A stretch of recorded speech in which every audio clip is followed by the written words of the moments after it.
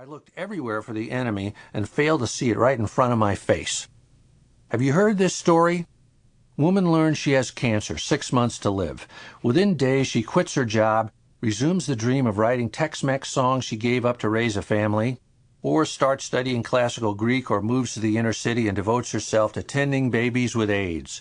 Women's friends think she's crazy. She herself has never been happier. There's a postscript. Woman's cancer goes into remission. Is that what it takes? Do we have to stare death in the face to make us stand up and confront resistance? Does resistance have to cripple and disfigure our lives before we wake up to its existence?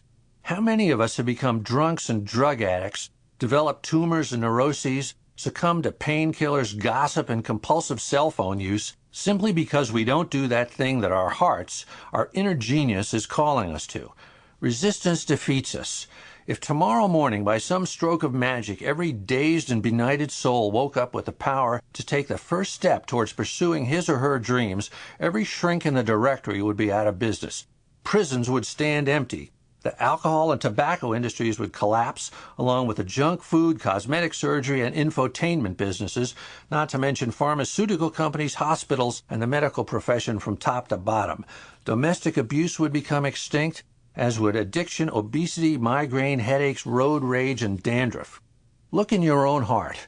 Unless I'm crazy, right now a still small voice is piping up, telling you as it has 10,000 times the calling that is yours and yours alone. You know it. No one has to tell you.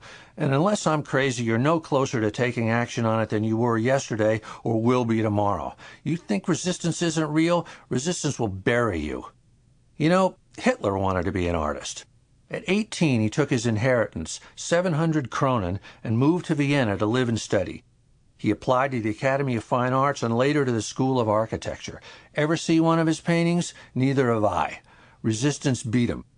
Call it overstatement, but I'll say it anyway. It was easier for Hitler to start World War II than it was for him to face a blank square of canvas. What I know. There's a secret that real writers, or anyone in any creative endeavor, knows that wannabe writers don't, and the secret is this. It's not the writing part that's hard. What's hard is sitting down to write. What keeps us from sitting down is resistance.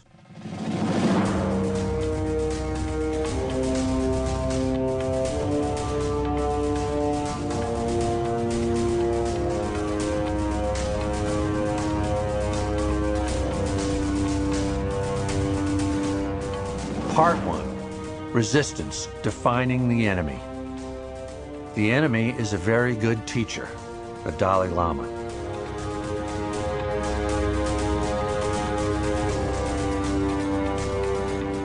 Let me start with Resistance's greatest hits.